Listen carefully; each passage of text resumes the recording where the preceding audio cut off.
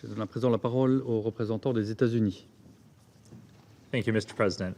I also want to thank the United Kingdom for preparing this timely and important resolution in such an inclusive and a transparent manner. Thank you. The United States voted today in favor of the resolution to extend the Council's sanctions against the Houthis and others responsible for the conflict in Yemen. These sanctions support the UN's efforts to find a political solution to this war, and they help us hold spoilers accountable. All member states have an obligation to implement these sanctions in full. However, Mr. President, the reality is that one member state continues to blatantly defy their obligations under this sanctions regime. In the recent annual report, the Yemen panel of experts concluded that the Houthis continue to receive weapons that have, quote, characteristics similar to arms manufactured in the Islamic Republic of Iran, end quote. This is not a new finding.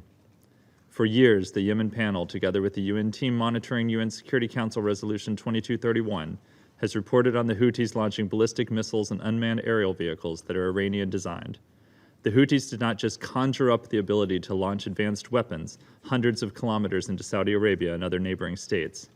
Iran has smuggled these weapons to the Houthis, and in the process, Iran has violated this Council's targeted arms embargo on the Houthis, as well as the Council's arms embargo on Iran. And Iran's violations continue.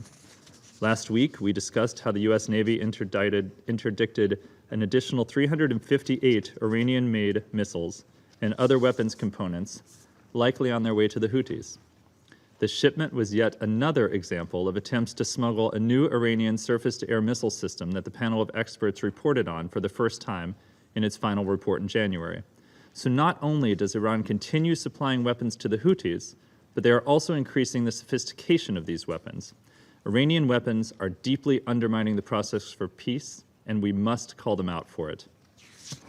This resolution also requests that the panel of experts prepare information on commercially available goods that find their way into ballistic missiles, UAVs, explosive boats, and other weapons. We hope this information will help member states and private companies exercise greater vigilance over the transfer of these items to Yemen. We also call on all member states to help the panel in collecting this information, which could ultimately bolster sanctions implementation. The resolution also rightly calls out abuses by the Houthis against the Yemeni people. The panel of experts has reported on a horrific campaign of sexual violence against women orchestrated by the Houthis. Today's resolution condemns these crimes. The Council also once again demands that the Houthis stop interfering with the work of the UN and other aid organizations, whose work is vital to keeping Yemenis alive. By mixing their own interests with humanitarian aid, the Houthis are putting the lives of the Yemeni people at risk. And for the first time, the Council has mentioned the Safar oil tanker in a Security Council resolution. This addition reflects the international community's deep concern about the chance that this tanker could rupture, causing an environmental catastrophe in the Red Sea. The UN has teams ready to inspect the tanker and help repair it, but the Houthis have not provided access to the vessel. Today's resolution makes clear that the UN needs access and needs it now. And finally, Mr. President, the United States stands by the UN's efforts to provide assistance in Yemen. We encourage relevant entities to utilize the sanctions exemption in the provision, as appropriate, to ensure that their important work is carried out in compliance with the Security Council's efforts to promote an end to this conflict. So once again, the United States reiterates our strong support for the efforts of UN Special Envoy Martin Griffiths in helping to reach a political solution to the conflict, and we call on the parties to exercise restraint and work to de-escalate tensions so we can maintain prospects for peace. Thank you, Mr. President.